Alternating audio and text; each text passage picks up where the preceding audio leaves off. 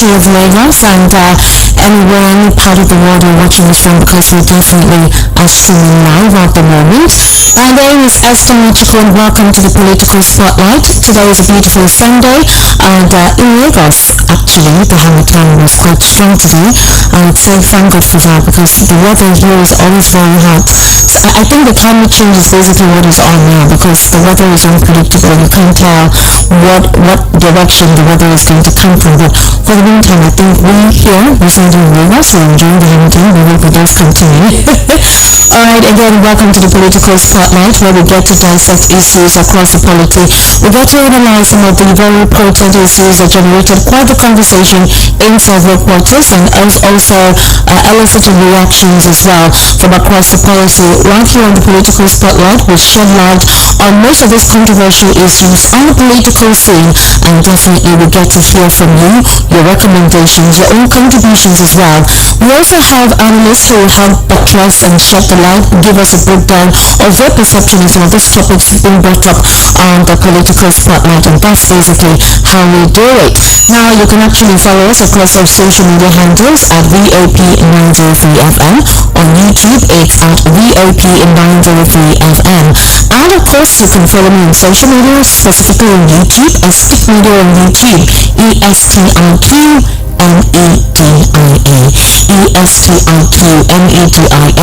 That is basically the name on YouTube, and of course on other platforms, which is Instagram, Facebook, and X. It is Stick Media on X. It is Esther Mwaz on Instagram. That's ESTANWAZ, and on Facebook is Esther, which you can say do like and follow up. We have quite a lot of interesting content right on there for you. And whatever questions you want to ask, you can actually ask them there and we'll get to respond to you as fast as possible. Interestingly, the by-elections took place. Now we do know that the Independent National Electoral Commission needs to correct a lot of anomalies that besmirched the 2023 general elections and restore the voice and power of the electorate in the by- and rural elections of February 3, 2024. Why is that so? Now, according to INEC, right, elections were supposed to be conducted in 26 states. There are 2 senatorial, 4 House of Representatives, and 3 state Houses of Assembly by-elections in 9 states, which were due to death and resignations. Okay, so reruns were as a result of court orders, which will be held in some senatorial, 11 federal, and 22 state constituencies. Now, in all the elections, it actually held across 80 local government areas, 575 registration areas, and 8,934 polling units, while 4.9 million registered only. 4.6 million permanent voter cards were collected. Now, these elections, right, that took place,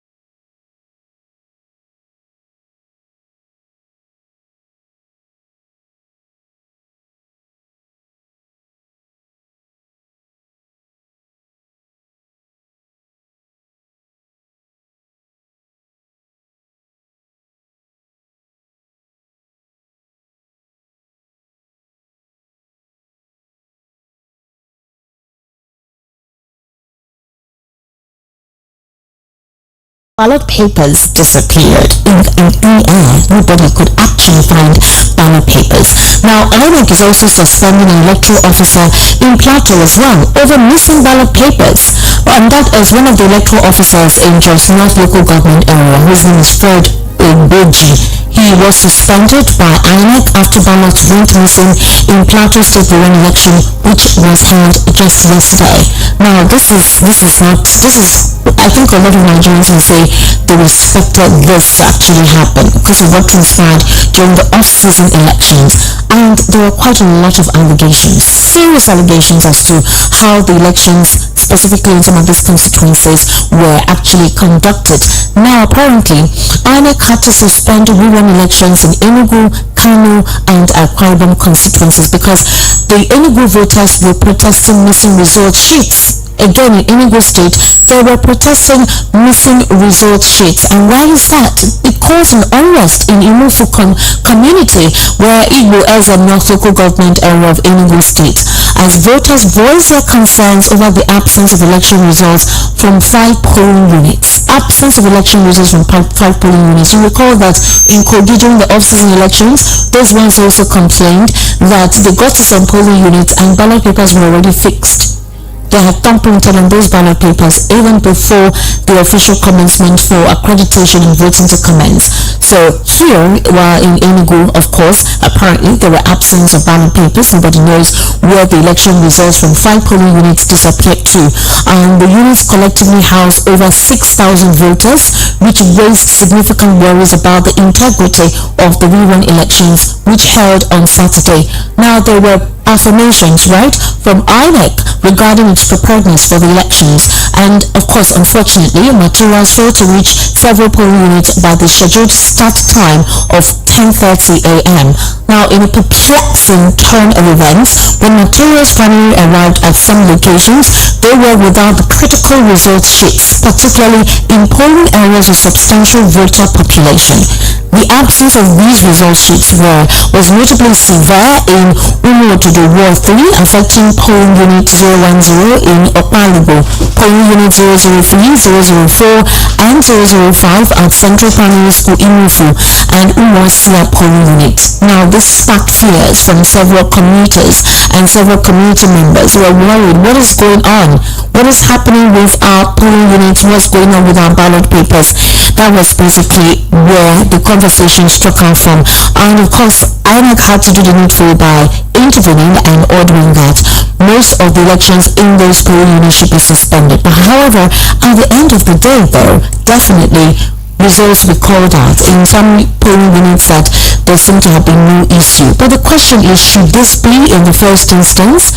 That is what is going on. Should this actually occur in the first instance? For INEC and Mahmoud Yakub, his administration is fraught with a lot of bad results, bad testimonials, and terrible recommendations. The reason is because Nigerians feel that INEC as an institution has negatively impacted in our democratic fabric, specifically with the presidential elections that took place in 2023. Nigerians feel that INEC has a lot of questions to respond to that they haven't responded to, specifically with results not being uploaded on the IREF portal.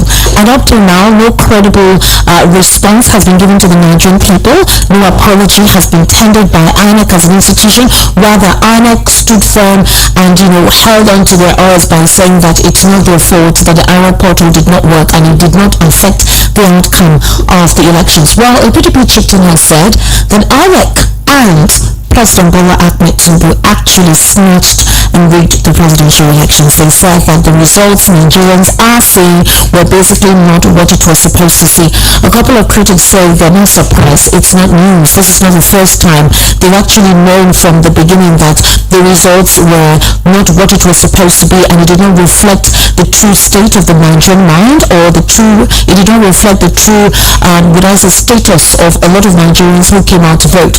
But questions will arise and say, at what point will our democracy change? At what point will INEC as an institution be better and live better for a country that is supposedly the giant of Africa, where every other African nation looks up to, where every other African nation wants to emulate? And if our electoral system is fraught with so much irregularities, anomalies, thuggery, in fact, and corruption, then what is the hope? Now, the question that arose on the lips of Nigerians are, the average Nigerian who doesn't have any political affiliation, doesn't have any preferred presidential candidate or governorship candidate or preferred political party, who just wants to work hard, take care of their family, and survive. what do they do and how do they cope? They wake up every morning, go to work, and they see that something has changed. Policies from the government has changed. They cannot access commodities that they usually access easily to get, that the household items they get for their family for ease of running the home, sending their kids to school, paying for other domestic items, paying rent and other bills and taxes. They realize that the rules has changed, the rules of engagement has changed, and the income rate is on the same level. It's not increasing, rather it's decreasing.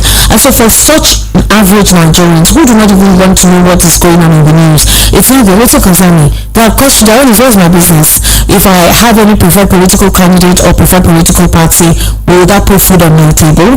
Will that help sort out my bills? Will that help take care of my health? So let me just go out there and see how I can try to survive. But then they don't know that most of these things is basically what's affecting every sector of the Nigerian polity, and it is quite devastating. In that regard, right, President Bola Ahmed Tinubu is lamenting.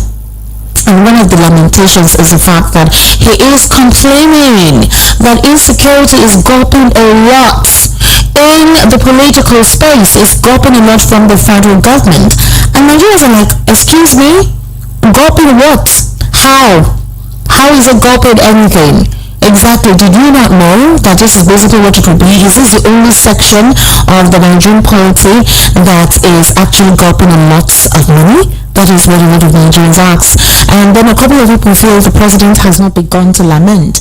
Others feel that the renewed hope agenda is not renewing any hope. Rather, it's frustrating. And it's because, according to a couple of critics, the president possibly copied another political party's template. And that when you copy another political party's template, you do not have the original idea on how to run that template. Definitely, you will run into error.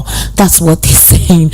Well, these are critics. Critics will always say what they want to say. They will always react to a lot of these issues and actually, put in a lot of whatever thing they want to put into it, they'll put into it. But some people would say there is some sort of reasoning to that.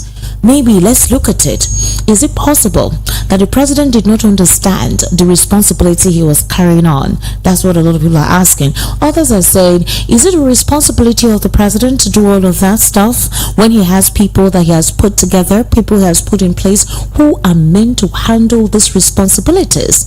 The question is, if at all Nigerians are to possibly express themselves or say their mind, then at what point will the president understand that insecurity has always been the bane of economic improvement in this part of the world? Other critics and supporters of the president said insecurity did not start from this administration. It started way back from possibly before President Goodluck Ebele Jonathan, and while Nigerians having to hinge all the blame on President Bola Ahmed Tinubu. But the unfortunate circumstance is this: when insecurity continues and it stays rife in a nation for more than 48 hours, it is obvious that the government is aware of it. It is obvious that possibly there are some elements within the security forces that are involved in this. And right now, the president is lamenting specifically. Let me tell you what he said. He said that the adverse effect of allocating substantial funds to address the prevailing security challenges in the country is terrible. He actually emphasized that the government's focus on security spending adversely affects the availability of funds for other essential needs. Other essential needs could be palliative funds for cushioning the effect of subsidy removal. I don't know if you remember when the president put up an emergency economic team to look into food security, when we do know how expensive food items are now in the market, and it's not something that a lot of Nigerians can have access to. Nutritious food items, actually, not just the basic meals that we eat. Even those ones too have become very expensive. In fact, I read somewhere where someone gave a breakdown of how much a bag of rice was from 2021, that's 2021, 2022, and now. From 28,500 naira of a bag of rice to almost 64,000 naira for a bag of rice. So the question now happens to be, staple foods that Nigerians rely on to feed on every day have become a very expensive element for them to have access to. So what do they do? Even dairy, that is there's no how an individual is poor, they will definitely have access to Gary. At least Gary can sustain. Is now expensive. That's the question Nigerians are asking. That didn't the president understand the responsibility he was taking on when he said it was his turn to be the president? And others are saying, don't blame President Bola Ahmed Tinubu. It is the political parties who don't want to give the policies he's implementing time to ripen. That Nigerians should be patient and wait. It is until then that they can see the proceeds. The president himself has said that at this time Nigeria is pregnant and she's about to give birth. She's in the labor era. That when a woman is in labor, the pain is terrible. It feels like she's going to die. But that the smile comes after the child has been given birth to. So the president has implored us and asked us to be patient and wait for the policies he's implementing to thrive. Well, that is something I feel that later on in the program we'll talk about and have to look into it. He's saying again that our spending on insecurity affects the availability of funds for other needs. In fact, he lamented seriously and stated that one of the things he understands that is putting a strain is the fact that the level of insecurity in the country and the money allocated to it is placing a huge strain on the national budget and resources due to the ongoing efforts to enhance the safety and security of citizens. However, as usual, I told you the president likes to assure. He assured the public that the government remains committed to preventing neglect in other vital sectors despite the financial pressures exerted by security concerns, and that he pledged to ensure that crucial areas such as education are protected despite the difficulties of addressing security challenges. And so he actually stated that the government's dedication is still on to maintaining a safe and conducive learning environment on university campuses. I'm sure he's referring to the pupils who were abducted in Ekiti, though thank God they've actually been released by those who abducted them. But the question is, for these children to have been abducted in broad daylight with the teachers in their school, so it what then does it mean? Precisely, what then does it stipulate? Now, last week, Laolu Akonde, the former presidential spokesperson, had an interview on a Monitor television program with Aisha Yusufu, who is an activist and one of the conveners of Bring Back Our Girls movement, as well as Omoyele Sowore, a presidential candidate of the Action Congress of Nigeria. And according to her, she said that the president is illegitimate.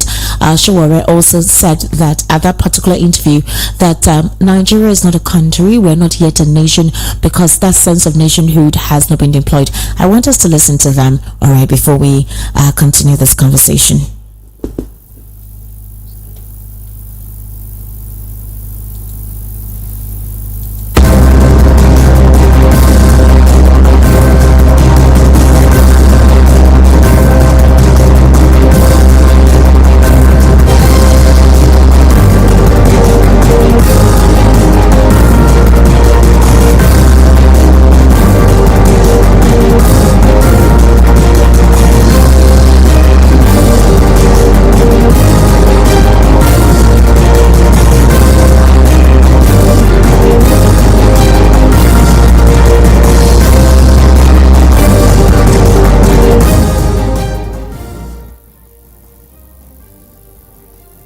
Unfortunately, we do not have a president. We have someone who rigged his way into office, an illegitimate president, and who doesn't care. And of course, anyone who is ready to do anything, you know, snatch it, run with it, and all of that to get into office, they don't care about the people. They don't care. There's no empathy. And that's what we're seeing today. And Nigeria has gotten into a place where you're not even sure that you're going to see the next day, because you might be a victim, might be taken away, even from inside your own house. And that's where Nigeria is right now.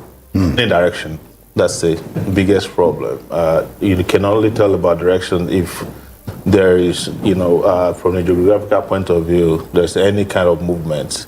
Here you see a lot of motion, there is no movement. And if there's any movement at all, it's a movement that is going backwards. And Nigerians, or Nigeria, is paying heavily for both their decisions and their indecisions. Their decisions in deciding, for those who decided in this trajectory, and the indecision of those who did nothing. And that's why you cannot say, and I agree with Aisha, that you have a country today we've never had a nation. I've argued this all the time, that Nigeria was never a nation. It was a transaction from the beginning. To answer your question, you saw the last ruling that happened of the governors and the Supreme Court, and how everybody was praising Mr. Tinubu for the fact that he didn't interfere and they were able to retain that tells you everything. And as I'm sitting down here today, I'm quite sort of like taken aback that the Supreme Court didn't see how that made them to look. Because right now what we know, and that's the secret, or the open secret, that the courts are no longer the last resort of the common man. They are now like the plaything of corrupt politicians. And these corrupt politicians, they don't care, and they're saying it, they say it openly. We've seen all of that. We saw the Senator Bukachua, what he said. And so it's not about me accepting it or not accepting it. It's war, it's on ground. Rule of law is sacrosanct, and it's supposed to be on everybody. Right now we've seen the different kind of decisions that have been made by the courts. So the way it goes, the court itself, there's no independence. We have judiciary capture, we have media capture, everything there seems to be, even the legislative capture, it's under sort of like one party, one person doing whatever they want to do with it. And at the end of the day, every Nigerian is suffering. There's something many people say. They say Nigerians don't react. That no matter how much you push Nigeria to the walls, they don't react. They say Nigerians are reacting. The people who are killing, they are reacting. That's their own form of protest. Their own is an illegal form of protest, because the legal form of protest, they've clamped down on it. They've stopped people from doing that. And every one of us is suffering, because there are some people who no longer see any hope. Because when you go to the court, and if you see a lot of people that have given up on the nation, they know even when they go to the courts, they won't get anything. So they take the laws into their hands. And the rest of us that are law-abiding are the ones who are being punished by the state. The Nigerian state would rather, have a conversation with you, negotiate with you when you carry arms against the country. But when you are laws on you, it kills you, and it just disposes of you the way it wants.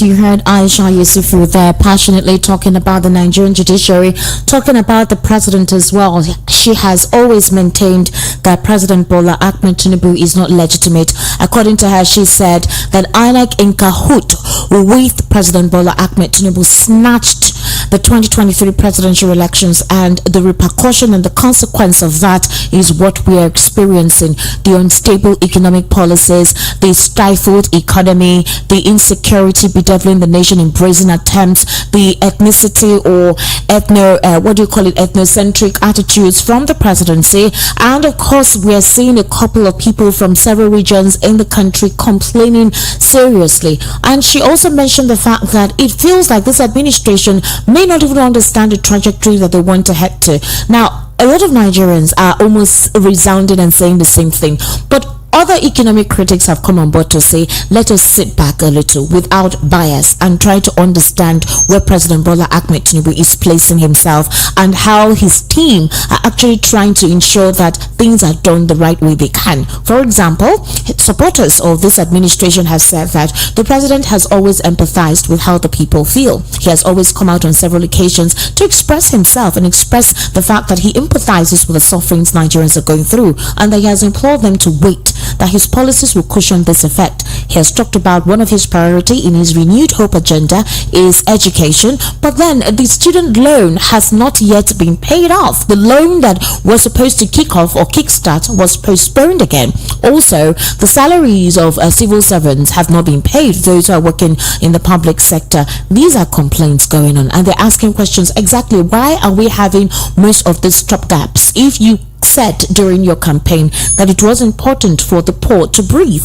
Now, a couple of critics will also say that maybe Nigerians are so much in a haste and that they do not expect any miracle to take place because a lot has happened in the previous administration. But Amoyele Sowore is actually saying that the Labour Party, as a political party that claims to be a strong contender, is not contending. For example, we have 13 states being governed by the PDP and about 20 states being governed by the APC. One the New Nigeria People's Party, and one, the Labour Party. And that whenever there are opportunities for elections to take place, these political parties that say they are strong or stanch, they don't come out in any top contending factor. One of those examples that were given were these recent elections or rerun elections that took place in some constituencies. For example, in Lagos, Surulere, where Gbajabiamila used to be before he became the chief of staff to the president, he had about 11,000 or something. That is Fuad Laguda. That is the person now who won in the APC. Meanwhile, the Labour Party and the PDP had about 200 and something votes. Now, critics say that we do know that these things were bought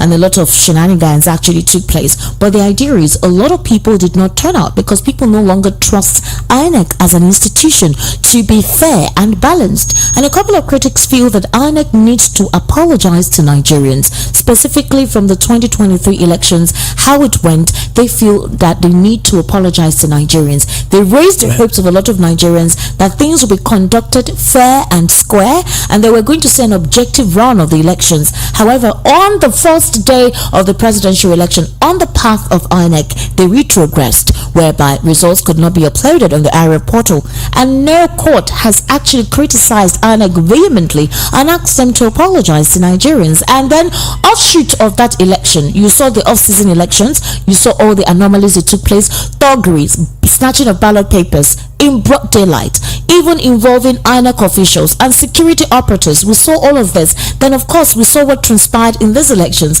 and INEC staff ran away with ballot papers. These are the questions. What exactly is going on within INEC as an institution? Why has the president not said anything? We are seeing broad daylight corruption being taking place in an institution that determines the democratic fabric of any nation.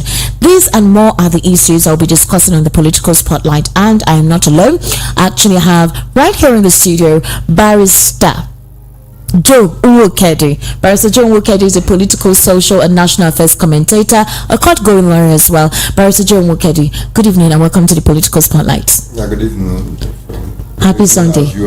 Happy Sunday. The same to you. Thank God you didn't disappoint me today, Barrister Joe. I wanted to cry. I came late. Yes, you did. All the while I was talking, it was because I was waiting for you to arrive. It's not my character to be late. Yes.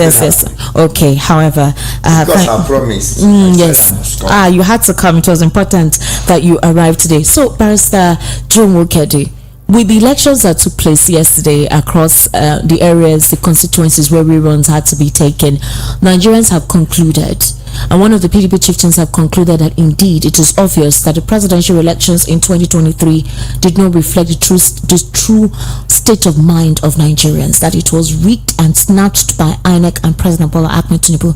Would you come to that same conclusion? Yeah, definitely. We have actually seen it that INEC is in cahoots with all these political office holders, and they still see winning elections as a do or die affair.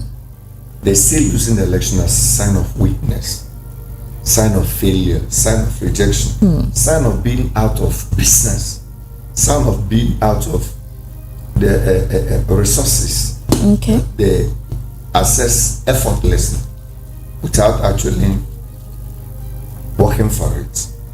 So it's no longer that desire, appetite to serve the people, turn around the fortunes of the people, represent the people, manage the commonwealth of the people for the greater good of the people.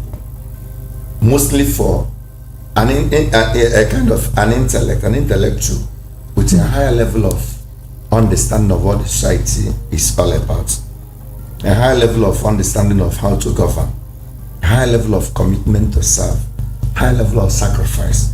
These are the people that ordinarily ought to vie for political offices. Yes. But unfortunately, because when we are growing up, what we had then, if you're exceptionally intelligent, you're smart, you're spoken, you champion the rights of the people, you are good in management of offices and other things, and they say you'll be a politician, you'll be a leader. He has leadership qualities. They begin to identify it in you as a small, child, as a young child growing up there. Now in near future, you become a good leader because you manifested threats as that are like above that of your age mates. But unfortunately, we're not seeing that now. We're not seeing a situation where people want to have a seat tight in office, where political parties want against all odds to retain offices. And you notice one thing. There is no office that is small for them to rig. Okay. No office. It's small.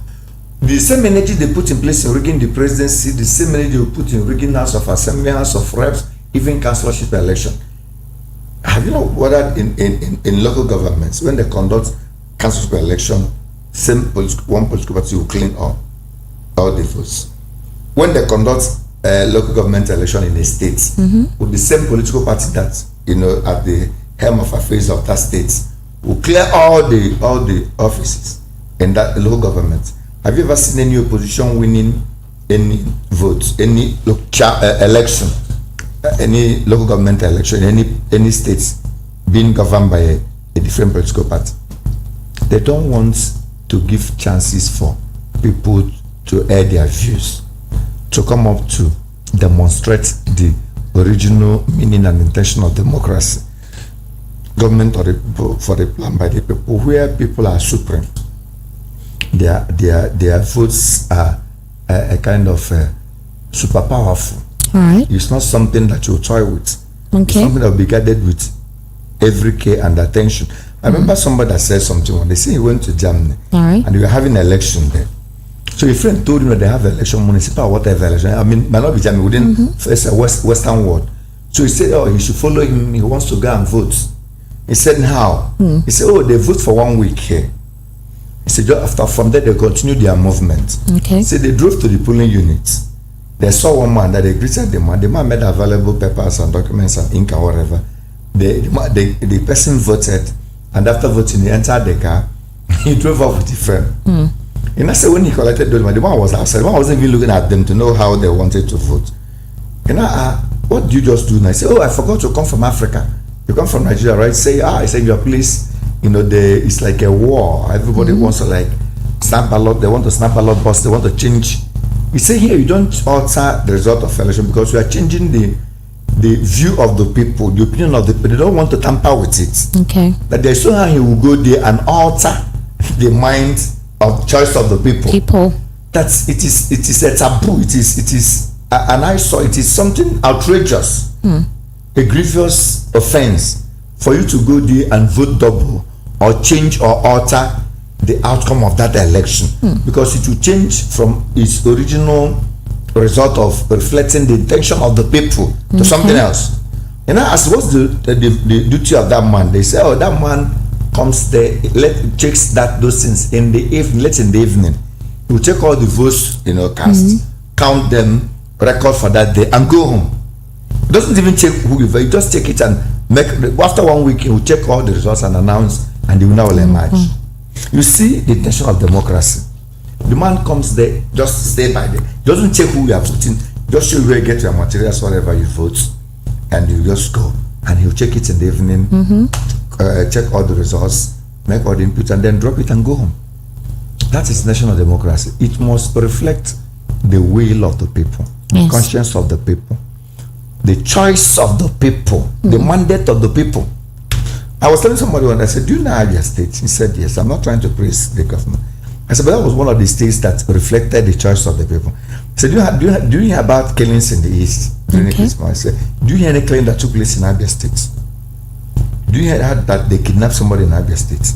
So you know Abia State is the headquarters of IPOB. If we can go by Nnamdi Kanu coming from that place. Have you ever had anything in Abia State recently? So I said, because somebody they wanted to govern them succeeded in winning that elections. So that was actually what it took to keep Abia State calm. Both the criminals, the bad eggs, they gave the man opportunity to rule. This is the man who wanted. Okay. And he's there. And now, and the man, that OT can be another Sam Bakwe in that axis. Yes. Because the man knew that ordinarily he wouldn't have been there if not because of the determination of the people, and people wanted him to be there. Exactly. Not because of humongous billions of money he spent buying elections, snatching ballot boxes. That's why if you see the man every time, the man is trying to think out what to do to benefit that. But just suppose what goes on in most states. Even Anambra State was going well until I know I almost ever since until when Soludo made a statement he made during presidential election concerning P2P. Yes. Things became difficult for him. Anambra was going smoothly for him. Yes, but but you're not going to that side. Yes. What we are saying in essence is that the last election did not reflect the will, the choice, the mandate of the people. And I'm surprised. I will shock you to say this. It will be difficult for any election under the present dispensation to reflect the true state of the people's minds. People's mind, except your governor is still on the seat and he deploys all the apparatus, all the arsenal, whether legal or illegal, to go to the polling units, match federal government's might and power, fire for fire, talks for talks, killing for killings, gun for gun, machete for machete, snatching for snatching, and also map out billions of money to also compromise INEC more than what the federal government gave him. I told somebody you have to be very, very honest in this country. Why is that most times INEC officials usually fell in places like Lagos and Rivers? I say in Rivers State, the moment you come down to Rivers State, state government will double whatever Abuja has given you. State government will double whatever. But Barrister Joe, the thing is, it's quite appalling. The INEC as an institution has failed the litmus test over and over and over. They are and they find themselves being the spear. It's not just an element that is compromised. No, it compromises the entire institution. And this is an institution that determines elections in this country. Democracy in my years of existence, I discovered one thing about democracy. If you don't get it right by making the process of election to become free and fair and to reflect the mind of the people, you can never get good governance afterwards. Wow. Because I've discovered one thing also. I'm also, in only 2 words with it. If people don't choose you, they won't support you. That goodwill will not be there. That commitment will not be there. That sacrifice will not be there. That patience will not be there. And that prayer will not be there. Will not be there. And you need all these things to succeed as a leader. You can't succeed as a leader in isolation of all these things. You must have the goodwill of the people. You must have the support of the people. You must have the sacrifice of the people. You must have the commitment of the people. And you must have the prayer of the people. If they don't give these things to you, mind you, it will become difficult for you to succeed as a leader. Once from the one they don't like you, you get that leadership by fraud, by embezzlement, by in regards to that, Barrister Joe, let me come in. You heard Aisha Yusuf. I played the interview she had with Laolua Conde, and that was on one of the television stations. I will not mention it because I'm not supposed to be promoting any other television station on this platform. Well, in that television station, during the interview with Laolu, she said that she doesn't recognize President Bola Ahmed Tinubu as her president, and that actually sparked reactions on social media, specifically X. X is one platform where you get to hear Nigerians express themselves, tell you how they feel unhindered, uncensored about certain issues going on in the country. And the supporters of this administration are asking her, they really unleashed mayhem in the choice of words they used. In fact, they're asking the DSS to arrest Aisha Yusufu for making the statement that President Bola Ahmed Tinubu is not her president. They're calling on them. They say that the statement she made is inciting and that the DSS should arrest her. Well, right now there are some speculations rife out there that the DSS to arrest Aisha Yusufu. Other supporters of this administration are asking the DSS to arrest her, and that is because she made a statement that they consider to be quite tyrannical. So according to what she said, let me reiterate it, although I already played it earlier. She said there is no country anymore, and according to her, she said Nigeria is gone. What we have is a carcass, and life is short and brutish. We are all on edge, and we're the victims who a lot of people refuse to see coming to us, and unfortunately we do not have a president. She now said we have someone who rigged himself into office, an illegitimate president, and someone who doesn't care. Anyone who is ready to do anything, snatch it, run with it to get into office, they don't care about. I just played it exactly during the interview that she had. So the statement she made, is it tyrannical? There's a call for an arrest by the DSS or any police force. Do we have a grounds to arrest her? To arrest her on what ground? For the statement she made that she does not recognize. What the president said by himself The power is not served in a la carte or whatever he called it. A la carte. A la carte. That you have to snatch it, you have to grab it, and you have to run with it. Yes. So it was his statement. So Aisha Yusuf is mainly reiterating what the president actually said, which eventually he did. And going by the backgrounds of what the president said, because the president actually laid the foundation for that action. Okay. And he was advising his men. I saw you find the rest of them.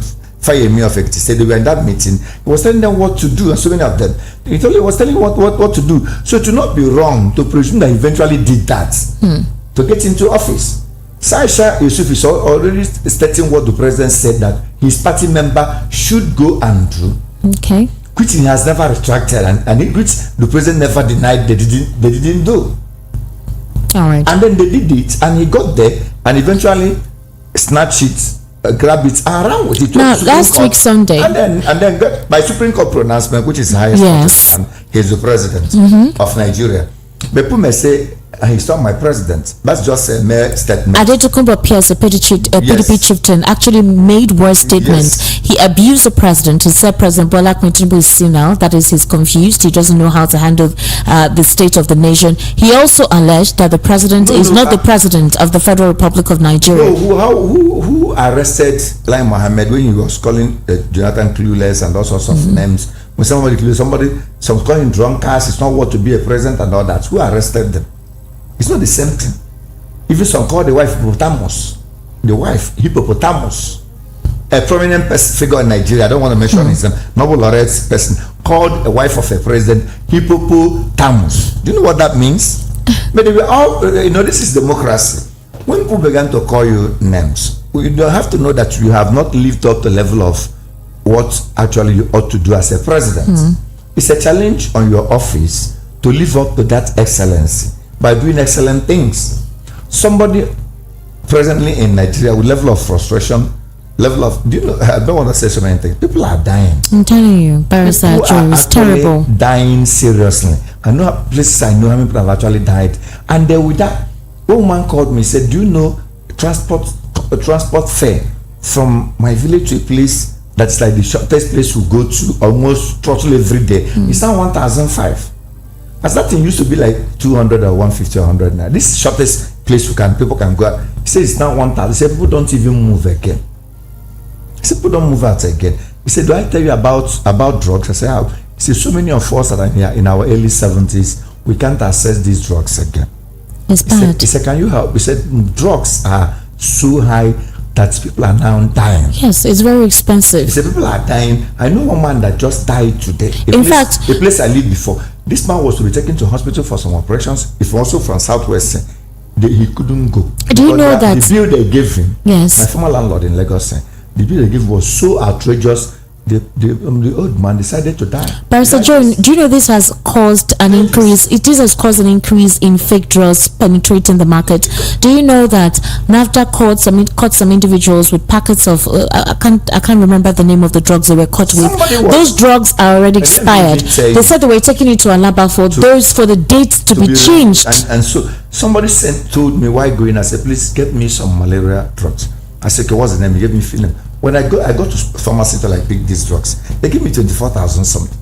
I said, it's been how many drugs? Just 1, 2 or 3. Just one main one is like 15,000. I said malaria and typhoid. Main one is 15,000. And then some other things they added. They gave me, said 24,000. I said, what do you mean by that? This person said I should just help her get drugs. I wasn't expecting. And I called the person. I said, you know what you told me to help you get? It's 24,000. I said, how? I said, what is 15? I said, that thing used to be like 3,500 before when she bought it last. I'm sure that was an antibiotic. I don't know. Yes, I said it's 15,000. I said 24,000 bill they gave me. I said, please, I should help her and buy it. I said, okay. I said, but next time don't ever tell me to I was going out, I should help you. Yes. Just see something, just probably in my area. So please help me. I should, someone that can rent. I was okay, no problem. I'm going to so and so more. They have pharmacy. They say, please, if you get there, I'm not feeling well, help me. So what's the name of the drugs? Just put 2 names, 3 names. Barrister Joe, let me take you back memory lane. Look at this person now. Yes. That person cannot afford that drugs. Obviously. And she said he bought it 3,500 when the last time she had typhoid and malaria. But because to some extent I can afford it, and because it has to do with health. If it's something else, I will not buy it because it puts pressure on my budget in that. And this will make people to rely on healthy alternative methods. Whatever is available, whatever is available, they rely on them. Whatever that comes cheaper, they'll go for that. So people are suffering. You can't beat a child and at the same time stop the child from crying. So that's people what ought to say whatever they want to say in Nigeria now. But okay, look at today. I was doing something national grade. Yes. Here I'm staying here in Nigeria State. Light is like cocaine there. The moment light comes, everything's up. It doesn't stay. It doesn't stay. I was telling someone I'm burning fuel of 8,000 every day. For me to sleep over till morning, I have to need light to rest after my day's stress as a lawyer. That's true. For the past couple of weeks, it's been that bad. Yes, I my gen from 8 o'clock. I come back to in the morning. It cost me 8,000 naira every day to do that. Every day to do that. When I told someone, I said, Joe, do you know they are putting the money you used to do other things, build a house and do other things around here? Jobs there, we say, we come and build this. I said, who is taking about upstairs now? One of my friends was about to go home for Christmas. He budgeted other things he's supposed to do. And I said, okay, I referred to carpenters and people that will do that. Later called me. Said he has cancelled all those ideas. I said, why? He said he can't afford them. He doesn't want to spend money now again. He wants to go and use the old one and sell like that and have his money because things are very expensive. I said, you have twins. So you're taking your twins soon for the first time. He says, going to manage the bed he was using as a bachelor. But Barrister Joe, it's sad. But let me take you down memory lane. I'm sure you monitored. I'm sure.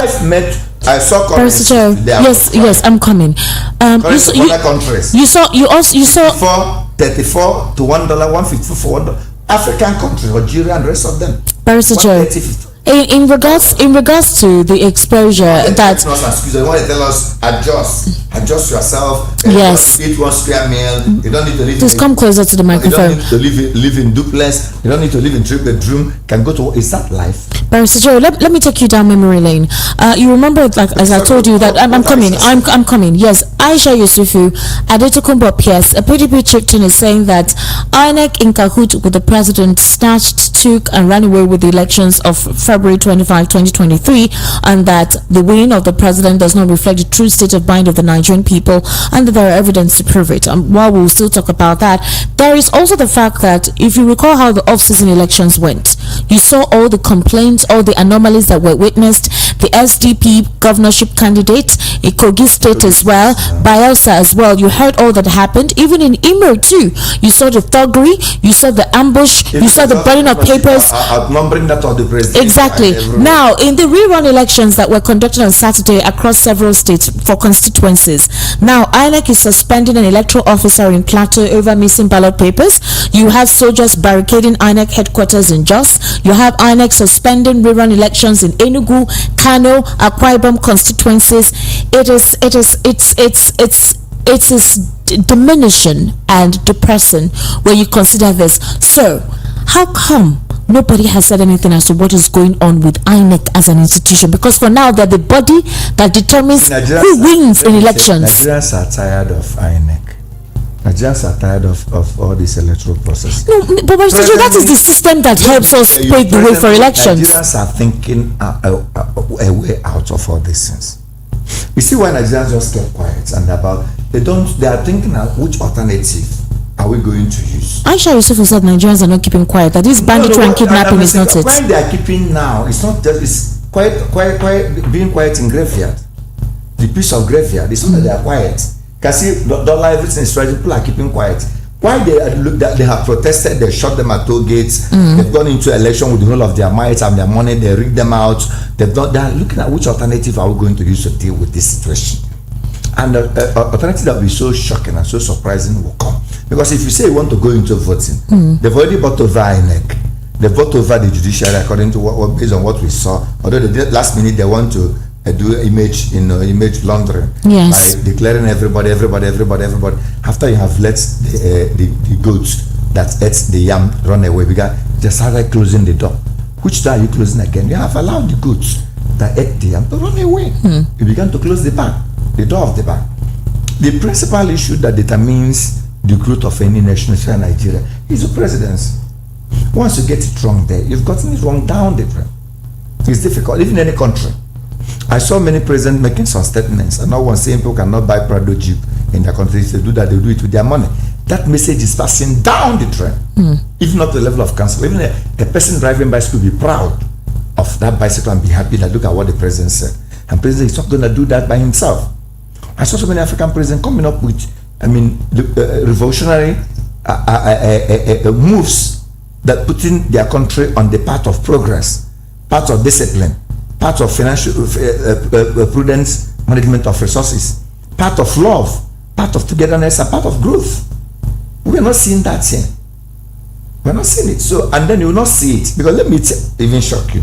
As I'm talking to you now, Nigerian President Tinubu is already planning for 2027.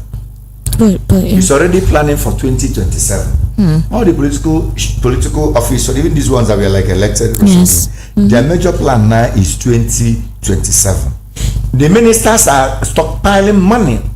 Those that want to go and restore power out of their government or out of that will pick up that stocking money for 2027. That is the problem we have in Nigeria. Somebody said that presently the current administration that they are more interested in playing politics than being involved in good governance. In good governance. The idea is 2027. In Abuja is planning how to deal with Fubara. How to create more avenues to pack all the money in Abuja to have enough money to restore power out of. Meanwhile, the states that he's the estate minister of is being torn by insecurity. Insecurity and everything. His concern is like, how do I get power? Some of the top government officials now are packing money, stealing money here and there, preparing for their states. Either to go and restore power from the governor, become governor, or the governor is packing money to go to Senate to make sure nobody in his zone, so that they will challenge him, and nobody's talking about good government. Barrister Joe, if the DSS is to arrest Aisha Yusufu, then they will arrest Adetokunbo Pierce, because he categorically called the president senile. They have to start arresting APC chieftains in 2015 that called Jonathan all sorts of names. If they want equity, that comes equity must come with clean hands. We'll start from APC chieftains that describe Jonathan in so many derogatory terms and names, name calling, and the wife, and they secreted that office so much. DSS should start from them. So DSS should be very, very careful. Because this government should be very, very careful. Nigerians are not smiling at all. They need only one little fire. If Tinubu is very, very smart and very wise, Tinubu should not do anything that will incite people. Because the reaction he will receive, it will not be funny. The reaction he will receive, he will even be better he was never present in his life. They just need a little fuel, a little thing that will ignite. People will be receiving bullets, dying and still coming. Even the military, inside the military will start turning gun against even the government. Even the police will use gun against the government too. You see where you send policemen to. The one president was I think Polish president or one president in I think yes, during that even the military men that were guarding him, they were the one that arrested him. They arrested the president and the wife. They were executed on a Christmas day, husband and wife. I think if you Google it, it is still in history. They were executed on a Christmas day. Even the gas, everybody guarding them because of the level of embezzlement, fraud, deploration, and everything in that country. When they wanted to move, the pilot that would drive them, the presidential guards that would move them out of that place, turned and arrested them and handed them over. And they were executed on a Christmas day. And the Polish, this country, they handed them over. Professor, there's something I want to say. That is what people don't buy. I saw somebody that posted now Hyundai Tucumbo. People don't see it. Hyundai is not a strong car. Somebody bought Hyundai Tucumbo for 10 million. Tucumbo? Yes. Fairly used. ML fairly used is 18 million. Tucumbo is 22 million. Wow. ML 350 used to be like 3.44 million. Now it's 20 million. So now having a vehicle is a luxury. It's no longer a necessity. That engine of a car that I know that was 400,000 2020 is now 1.3 million. Well, people now service their cars monthly. But when it happens to your engine, you don't know where you get. If you're one of the people that usually park your vehicles on the streets without parking inside your compound, you better start doing so, because if they steal any of your car parts, You can hear how much it is now to buy a vehicle parts. Barrister Joe, a rift has emerged among prominent groups in the northern states regarding recent policies implemented by this present administration headed by President Bola Ahmed Tinubu, and then some of them are viewing them as detrimental to the region. Okay, the latest of such is the relocation of key departments of the Central Bank of Nigeria and the Federal Airport Authority of Nigeria from Abuja to Lagos. Now, the Northern Elders Forum emerged, right, and they emerged as a vocal critic. They are arguing that the move undermines Abuja's status as a capital city and carries negative financial implications for the CBN and the nation. Now, one of the spokespersons, Abdulaziz Suleiman, warned against the president's sectional considerations, accusing him of policies that further impoverish the north while enriching other parts. He threatened political consequences in the 2027 elections if Tinubu fails to address these concerns. Now, okay, Showore, Bode George are asking the Northern Elders that where were they when their brother, who was the former president, Muhammadu Buhari, when insecurity was rife, when nepotism was rife, when ethnicity was rife, when there was Naira crunch, when Nigerians were groaning and crying, when corruption was thriving? Where were they? Headsmen were killing, their children were abducted, villages were burned, pillaging, maiming and killings were going on. Why did they not give the president sanctions? At every point in time, when opposition party members called out the president at the time and Nigerians called out the president, the Northern Elders were always there to support. How come now they're complaining that the President Bola Ahmed Tinubu is being sectional? They were observing table manner. Don't eat, don't talk when you are eating. Barrister Joe, is it the North that helped President Bola Ahmed Tinubu win the 2027 elections? Why are they acting like they're the ones who made him win? They actually had mind of electing Atiku. Okay. The key stays in the North. Katsina, Kano, Kaduna, the APC win all those places. APC did not win in Kano, they didn't win in Kaduna, they win in Katsina. Even Katsina, the home state of President Tinubu, also betrayed APC and voted for Atiku. Katsina, the home state of the vice. Of the vice, okay. The home state of Buhari. Okay. Sorry, the home state of Buhari. Then serving president of Nigeria and APC leader. Katsina voted for Atiku. None of votes the most tribal dimension. Just my point, you know, I would advise Tinubu to disregard them. Okay. The first capital of Nigeria was in Calabar, Calabar to Lokoja, I think Lokoja to Calabar, Calabar to Lagos, Lagos to Abuja. Even if Nigerians want to like locate capital from Abuja, it will be relocated. Okay. We have seen it move from Lokoja. Loluga's house is not in the north. It's in Lokoja. From there it moves to Calabar, from Calabar to Lagos, Lagos to Abuja. If Nigerians sit together and have a consensus that Abuja is no longer safe to be our capital, we'll move it out. And meanwhile, Abuja doesn't belong to the north. Okay. I don't know why people always, do things that will just like expose their ignorance or expose their mischief, expose on that background kind of plans and agenda. Why are you shouting over relocating office from Abuja to Lagos? Is Abuja owned by the north? Are you not telling us because Abuja is in the northern part, sort of? It's now property of the north. Are you not claiming ownership of Abuja? Does that belong to you?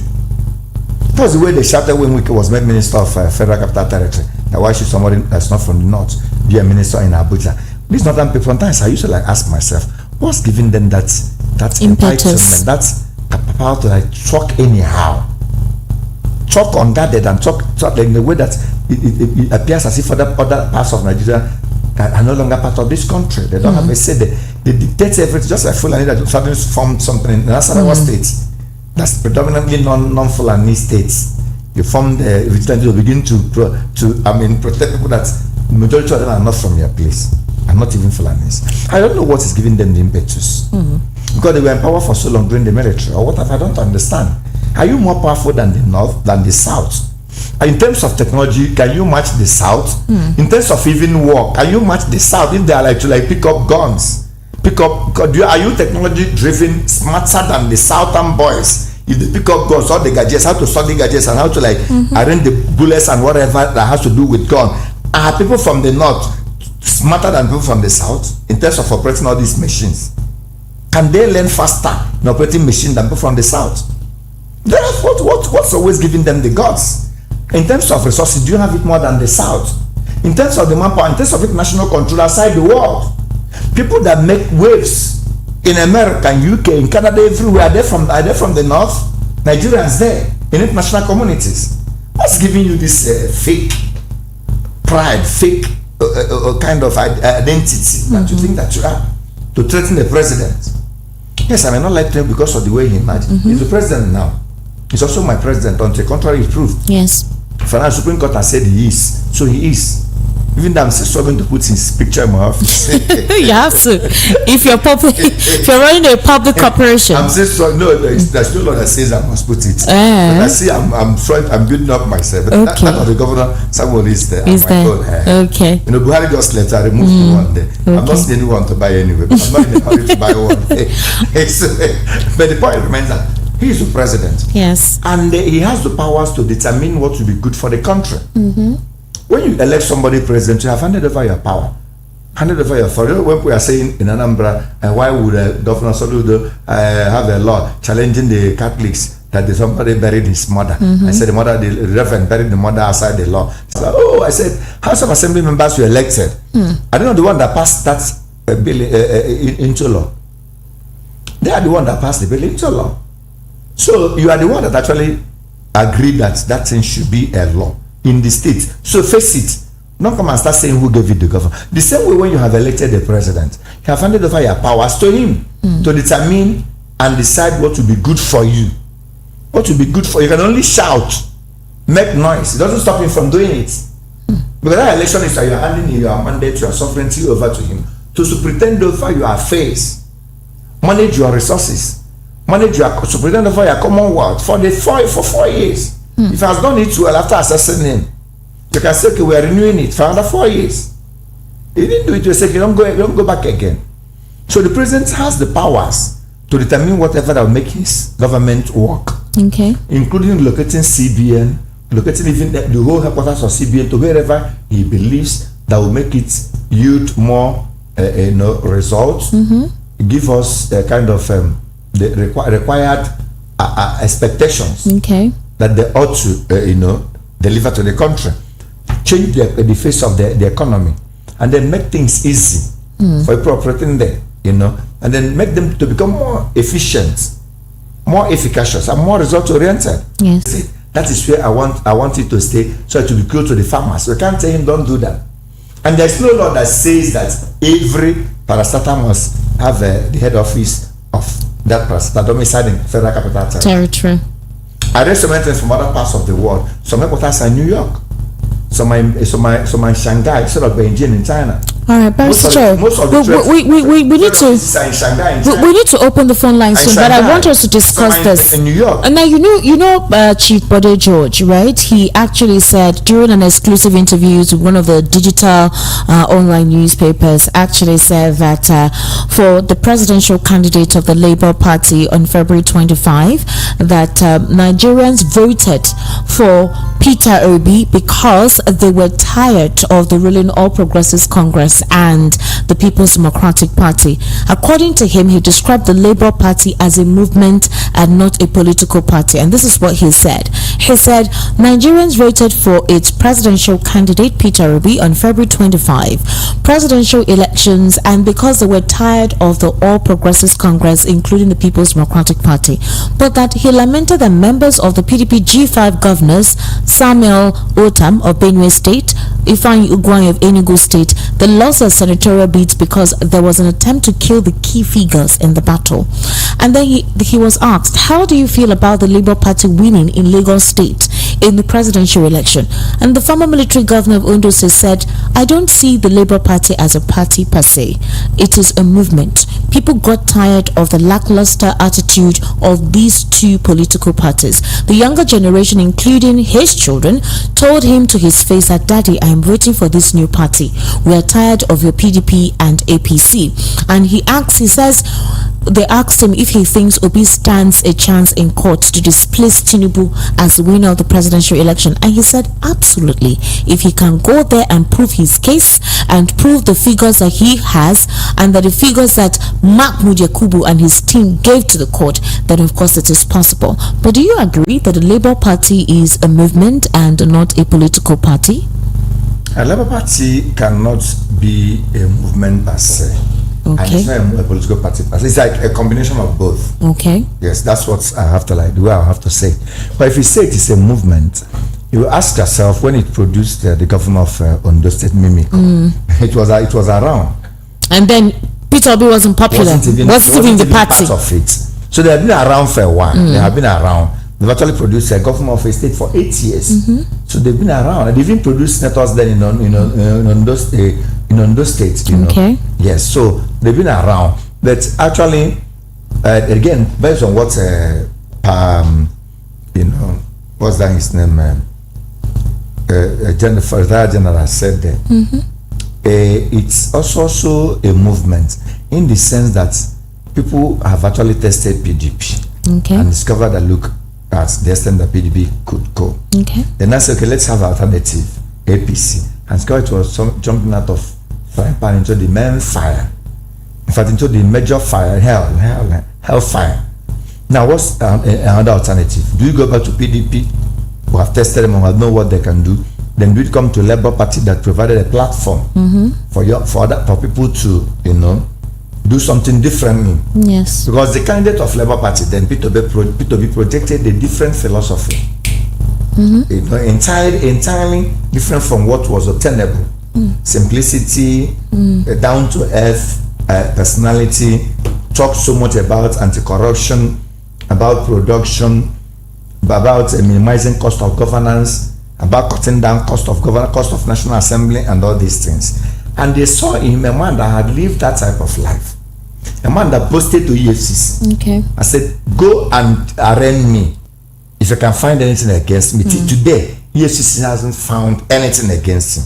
All right. And has been a thorn in the flesh of the ruling party. Even his successor, Obiano, was arraigned the other day for 4 billion. So if they have actually found anything against Peter, they will have arraigned him. You just have they saw a personality that can relate to the people, come to rally, talk to them, mix up with them, move with them, and they have his history. And he returned money, he did so and so thing, and they had the opportunity of going with that money, he couldn't do that. And so many people, come to flights, carrying his bag, simplicity and all that. They were captivated by that personality. Yes. Coupled with the fact that we are tired of all these people, with level of looting going on, and level of the porous nature of our governance, where people can, put their hands in the tilt and cut away billions of money.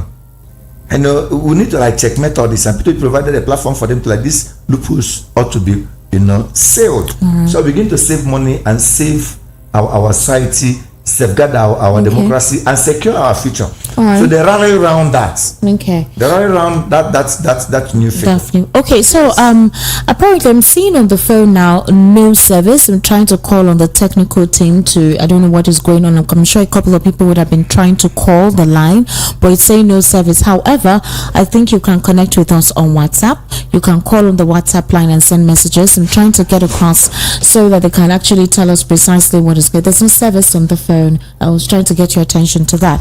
Okay, so I want us to take a listen to Adetokunbo Pierce. The reason why I'm saying so is if the DSS is very specific or particular about the fact that Aisha Yusufu said President Bola Ahmed Tinubu is not her president, or that Aisha Yusufu said the president is illegitimate and that the president does not have any empathy, and then Adetokunbo Pierce also said something possibly worse, then of course are we going to say because Aisha Yusufu is a woman, or is Aisha Yusufu and Adetokunbo Pierce only speaking for themselves and not speaking the general mindset of a lot of Nigerians? Okay, so they're speaking for themselves. All right, now are they supposed to make such statements on a public forum?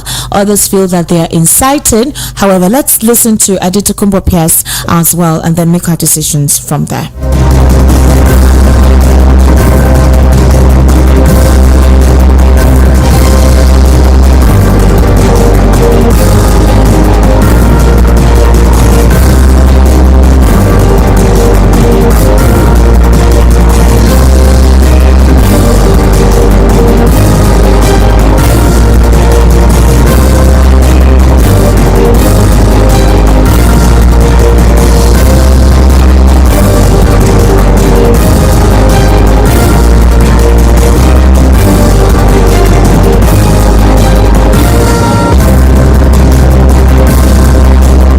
Administration that has been so disastrous for Nigeria in terms of security, in terms of the economy, in terms of governance, has only one term.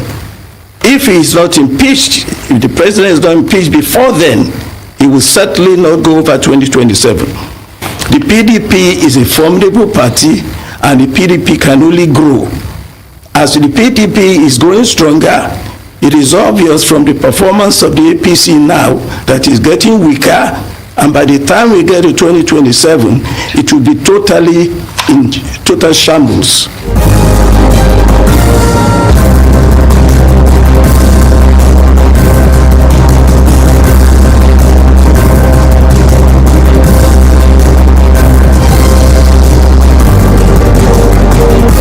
Been so disastrous for Nigeria in terms of security, in terms of the economy, in terms of governance, has only one term.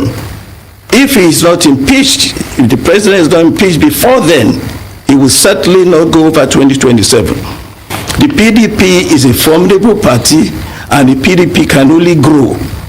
As the PDP is growing stronger, it is obvious from the performance of the APC now that is going.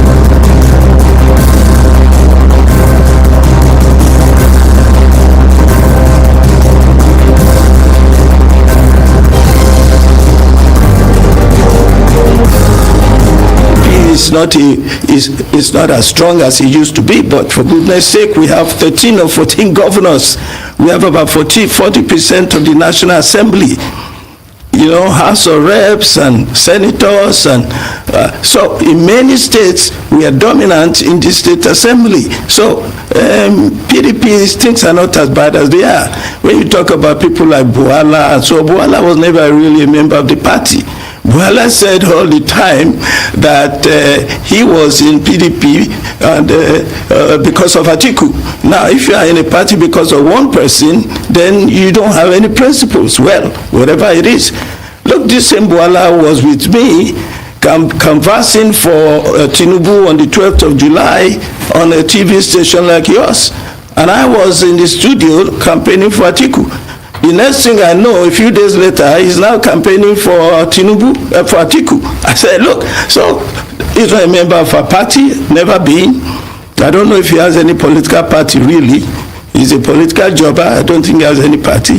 There are people who have gone to APC, but not enough to portray the PDP as a weakened party. We are a very formidable party, and in 2027, we are going to make sure we win the presidential.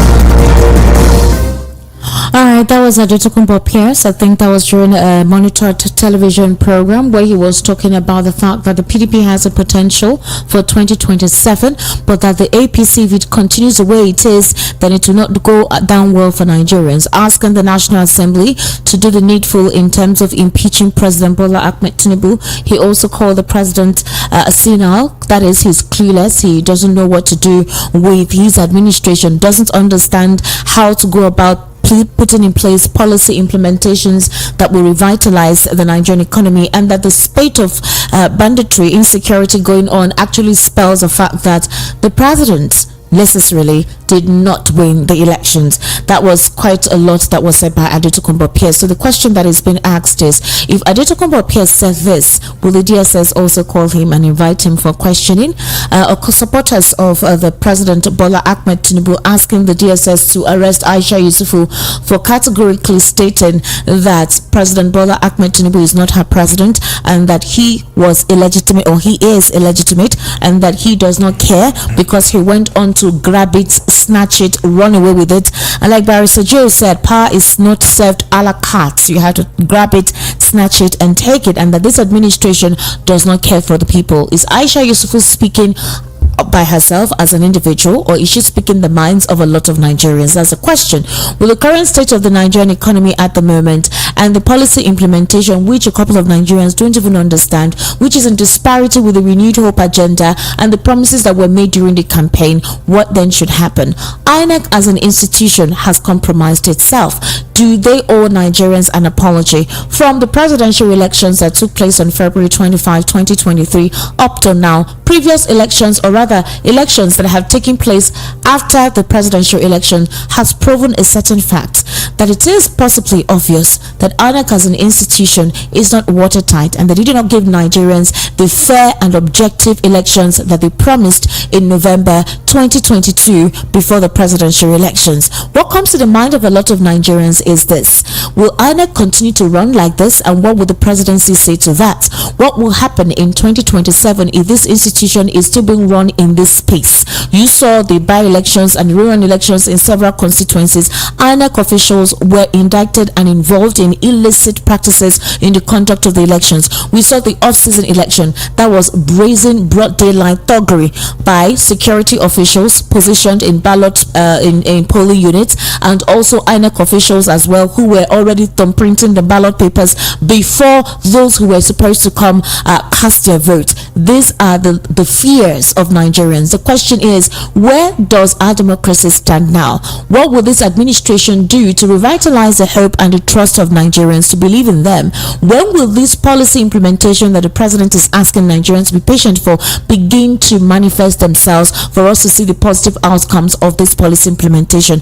At the moment, as you heard, Nigerians are dying. The healthcare system is nothing to write home about. Drugs are so expensive. Domestic household items that we use on a daily basis to survive are no longer accessible. Salaries are not getting increased. The labor market is getting saturated. It almost feels like everywhere it has its own bottleneck, and so only the elite can actually breathe. The poor is not breathing like President Bola Ahmed Tinubu asked during the campaign to his predecessor that let the poor breathe. So I'm going to call the phone lines now. The number is 0700 903 903 903. The WhatsApp number is 0700 903 9039, 0700 903 903 903, and the WhatsApp number and the number to call is 0700 903 9039. The production team has been able to rectify the problem, so your calls can actually come in. I know that a couple of people were calling. Hello, good evening to you. Welcome to the Political Spotlight. How are you? Oh, we've lost that connection. 0700 903 903 903. That is the number to call, and the WhatsApp number is 0700 903 9039. Hello. Hello. Hello. Yes, hello. Hello, Good evening. How are you? My name is Akachuku, calling from Nijibo. All right, Akachuku, please go ahead. This present government, let me use their logo. Renew Hope is turning us now to new suffer. Okay. That is what we are facing now. And getting arrested of that woman, DSA should be very careful. Okay. Because according to the statement this young man in the studio, I really praise him. He speaks a lot of people mind in this Nigeria. We are going through a hell. I see crying every day.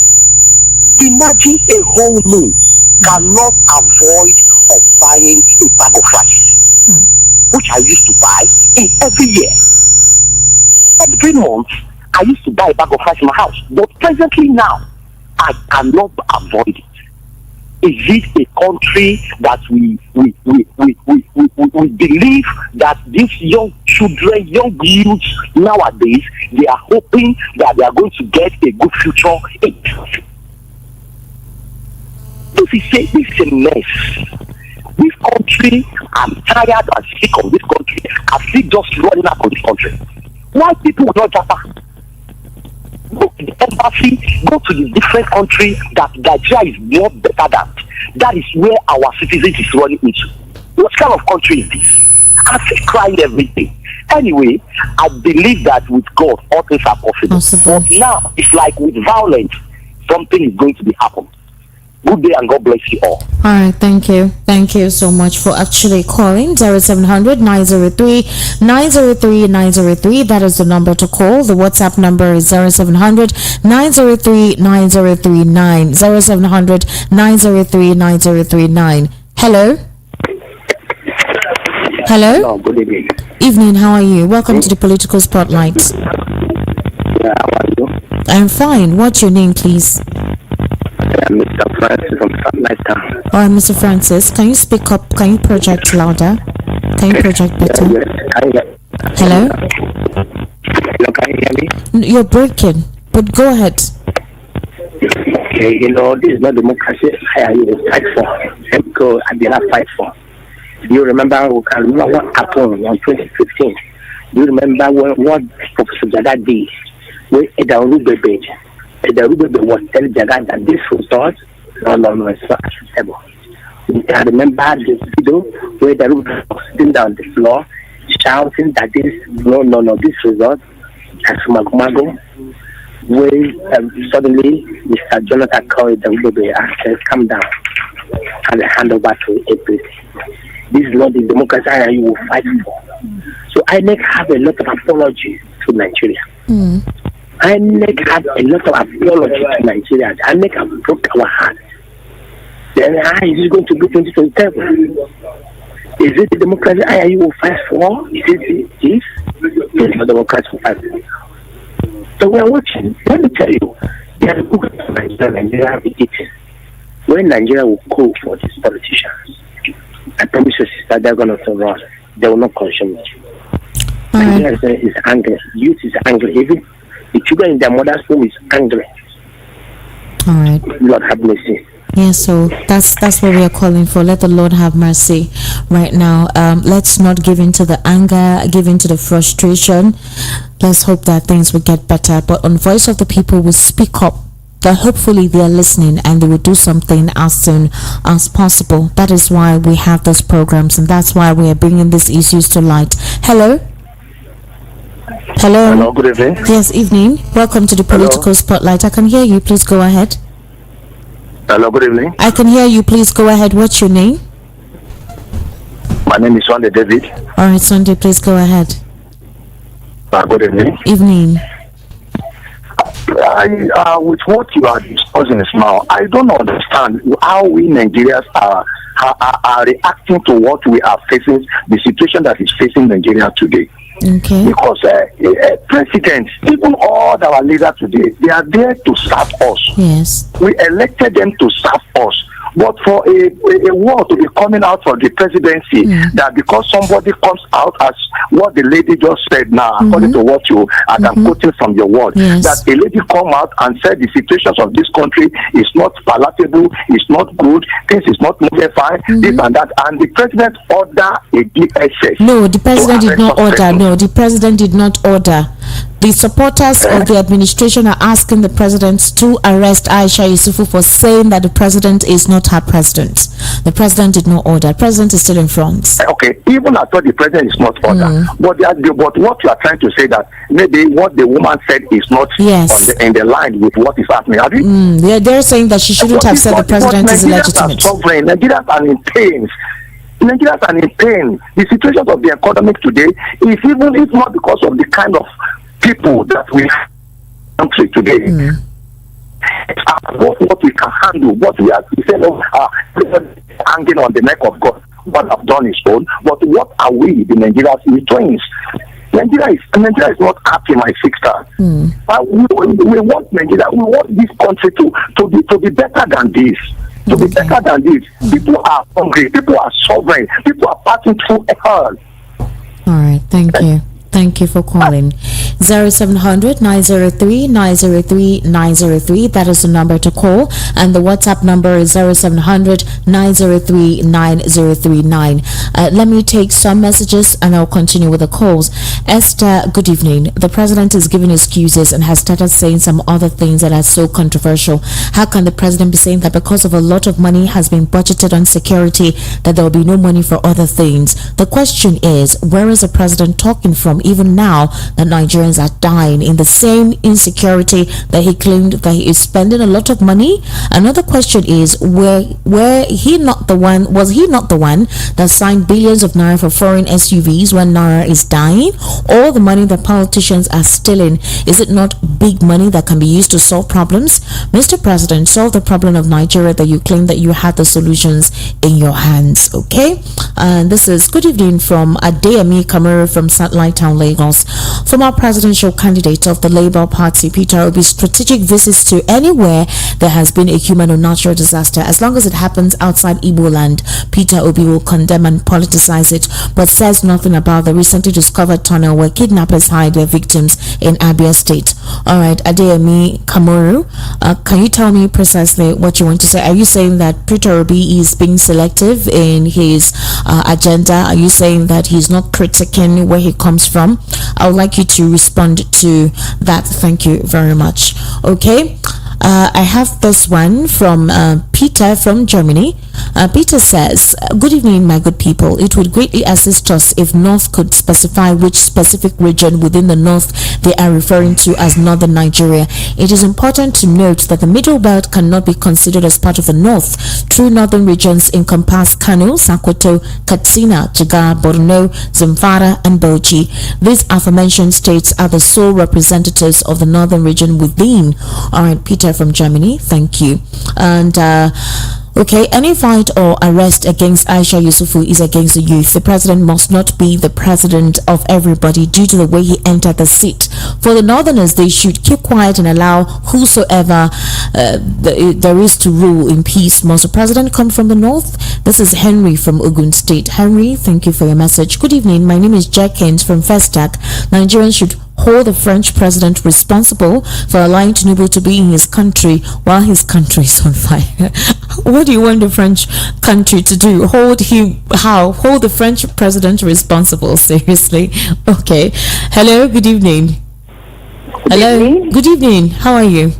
I'm fine. My name is Fumi. I'm calling from Nero. Oh, Fumi, please go ahead. Thank you for calling. Yeah. In as much as I'm not happy with what is going on in the country. Yes.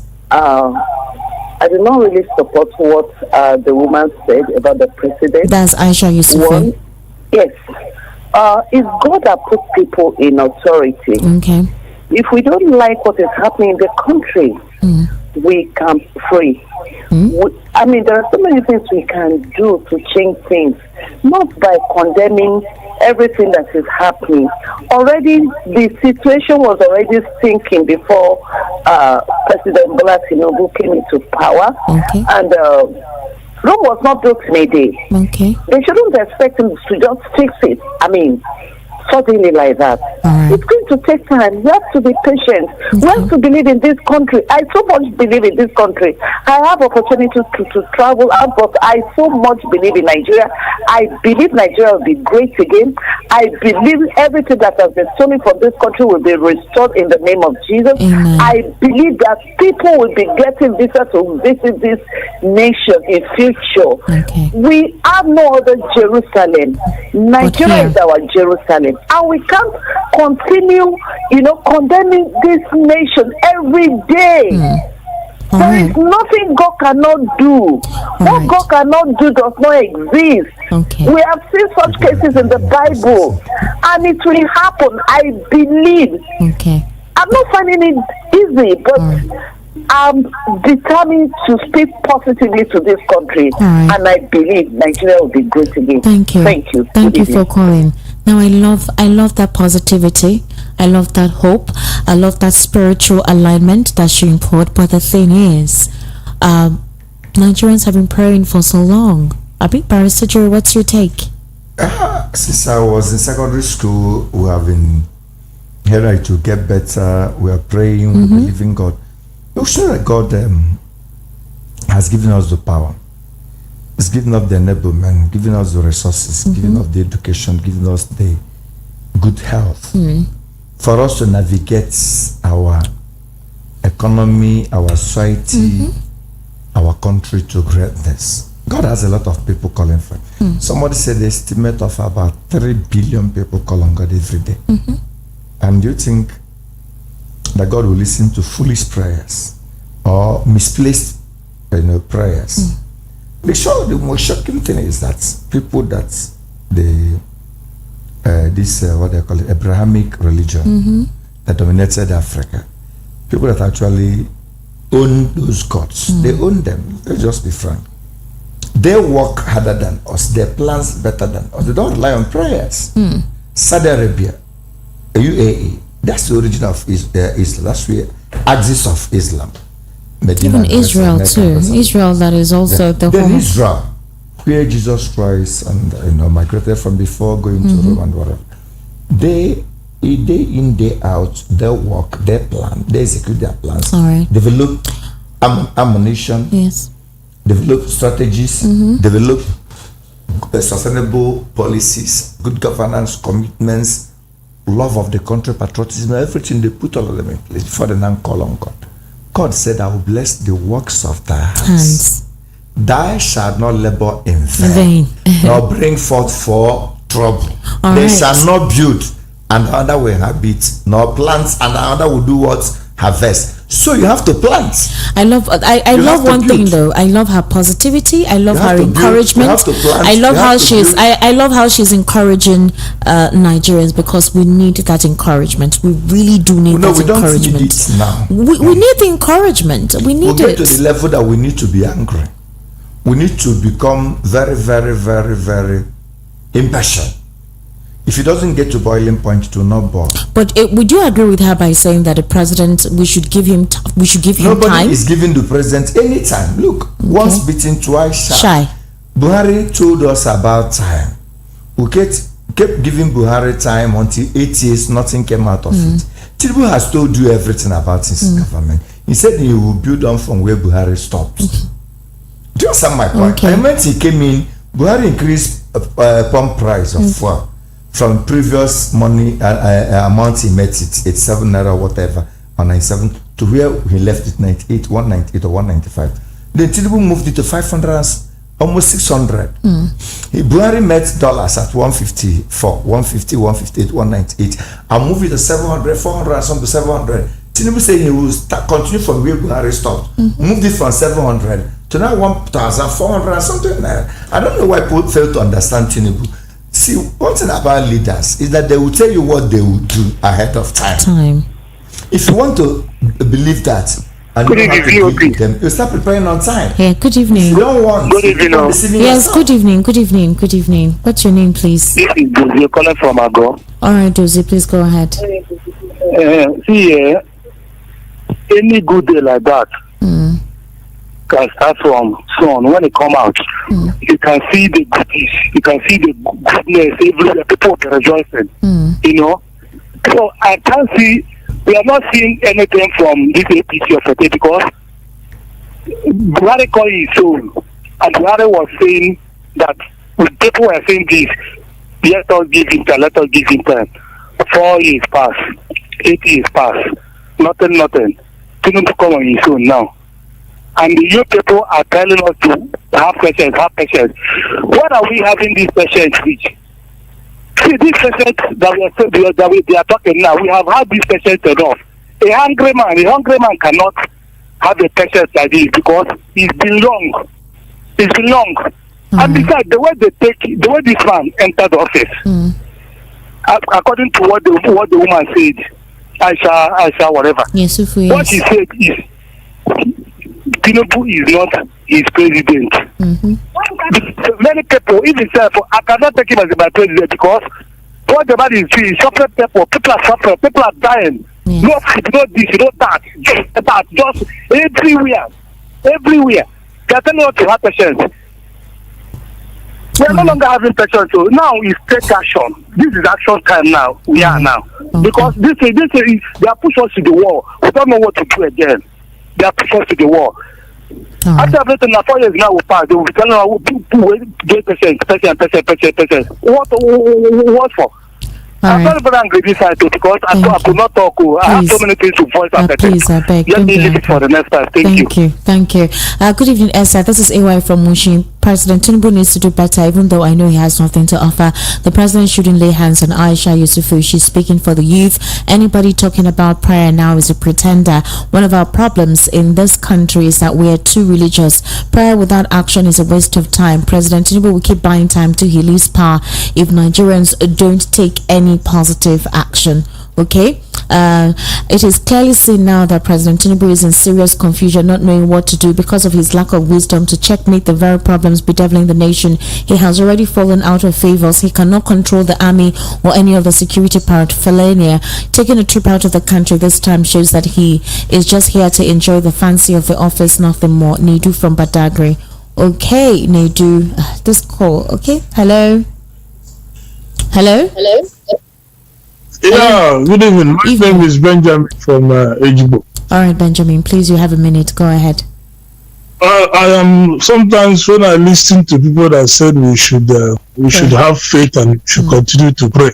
I don't know the direction they want the prayer to be going into, because the way Nigeria is going now, don't know if God still exists in this country.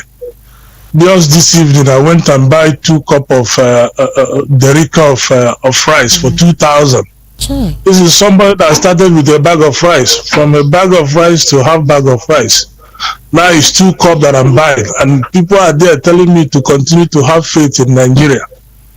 Well, I don't know what to say. It's just we are tired of the whole thing. It's just for us to be watching and preparing ourselves, because I know the worst is about to happen in this country. Thank you very much. Thank you. And we do hope that the worst will not happen, or we are going to experience something positive. Hello, you're the final call. You're the final caller on the program today. What's your name? Hello, what's your name, please? Quickly, you have a minute. Hello? All right, please go ahead. You have a minute. Okay. Because it's easy to complain. People are complaining now. Yes. During that election, instead of PDP and Labour Party, mostly Peter B and Atiku, to combine together, other than go separate way. What do they expect? It's God that put a Tinubu there. We should not complain. Every day we are calling on radio, complaining. Even the election corner, they will not do the necessity. You stop complaining, but you complain again. Let us get it. Thank you. Thank you. Barrister Joe, in a minute, please, what's your take? The last caller said nobody should complain, that we voted him in, so we should not complain. We did not. You did not, but there are supporters that supported. Vote for Bola Ahmed Tinubu. You can't generalize, even Barrister if we go by results of the votes in court, you cannot say we. If you add, let's even assume that we are accepting the result that they displayed to us. Okay. P2B's votes plus that of Atiku will give you almost 14 million. And Tinubu won with 8 million. So Nigerians never wanted, at least that showed that 60% of Nigerians didn't want him. And even if those votes he won, we knew what happened in so many places, in Rivers, in Plateau, even in Lagos, in many places. Tinubu manipulated himself into power. But that's he collected by fraud. He's holding it now. With INEC. As the PDP Chieftain is saying. INEC. And in ratification with our almighty sovereign court. I want to say supreme court. So they will not come for me. They will not come for you. Sovereign court. Okay. Eventually ratified it. Courts will always tell you reasons. And we are forced to believe. So let's hold it. Let's see how hot that seat will be for him. Barrister Joe, thank you so much for coming on the political spotlight this evening. I sincerely do appreciate your input. What's your social media handle? Joe Moket at all. All right. Okay, and that's a wrap on the political spotlight. A repeat broadcast on Monday, February 3. Today's 4th, right? 4th. Okay, February 5 tomorrow by 1 p.m. You can follow me on social media, Estic Media on YouTube. That's ESTIQMEDIA on YouTube, and on Instagram, Estanwas. On X is Estic Media on YouTube, and of course on Facebook is at Esther Machuku. To have yourselves a wonderful day. Bye for now.